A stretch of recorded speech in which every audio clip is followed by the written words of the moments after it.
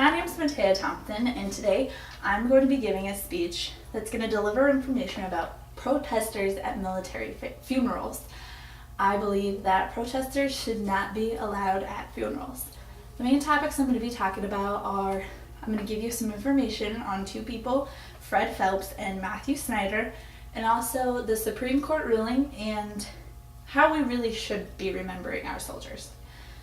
So to begin with, I'm going to give you some information about the activist Fred Phelps. He is an activist and pastor at the Westboro Baptist Church in Topeka, Kansas.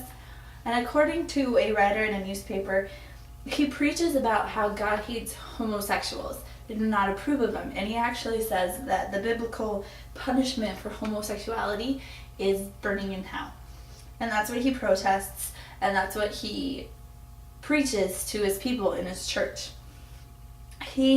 According to Sean Gregory, he has staged protests at military funerals around the country because he believes God is punishing troops for America's tolerance of homosexuality. So not only is it not okay for you to be homosexual, but it is not okay for you to accept it and be okay with it. Also, Phelps made a website that is against, his name is Matthew Shepard. He was actually murdered for a hate crime for being homosexual. And he created this website that actually has a daily counter of the days that Shepard is spending burning in hell because he was a homosexual. And to Fred Phelps, that was not okay. That is the ultimate sin, is kind of what he believed. Fred Phelps also has many protesters, and they range for ages. He has around 9 children, so he has grandchildren that actually go to his protests. Sean Gregory wrote in one of his articles that the Westboro Baptist Church was seen with protesters that a young girl at the age of 13 holding a sign that says "Thank God for dead soldiers," and even a 9-year-old boy holding a sign that says "God hates you," just because you're allowing for homosexuals to be in the military.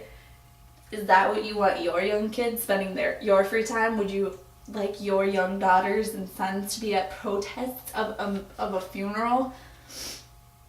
One of Phelps' protest victims was actually Lance Corporal Matthew Snyder. Is who I'll be talking about with you next. In one of Gregory's articles, he writes how Snyder was actually a Marine and he was killed over in Iraq when his Humvee was attacked. And at his funeral, Phelps staged a protest. And Snyder wasn't even gay. But to get his point across, Phelps goes to military funerals.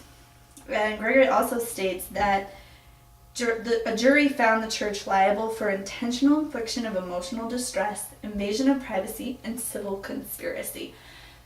And also, Matthew Snyder died fighting to defend our country. It's morally wrong to go to his funeral and degrade him like that when you should be honoring him for giving the ultimate sacrifice, really.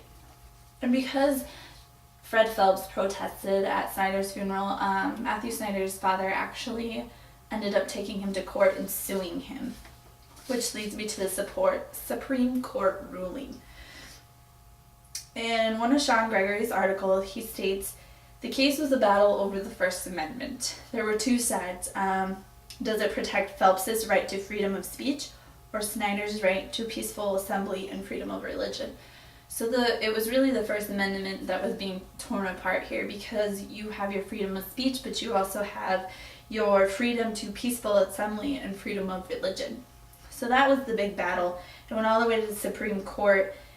And in an article, it was also stated that a jury found Westboro members liable for intentional infliction of emotional distress, invasion of privacy, and civil conspiracy against L. Snyder. Snyder was awarded a $10.9 million in damage, but later it got reduced down to $5 million.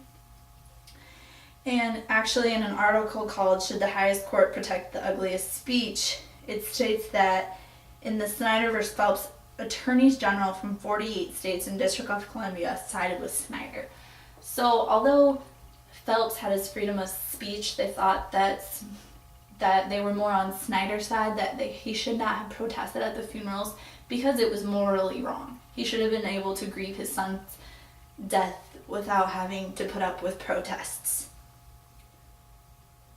Also, in an article called Supreme Court Free Speech Showdown, it was said that there were raised questions about when public commentary becomes personal harassment and whether there should be limits on freedom of speech at the funerals of private citizens. A funeral is a time of mourning, not a time to get your point across, and that's why Phelps would protest at funerals, because he felt it was a stronger impact of getting his point across. Lastly, remembering our soldiers.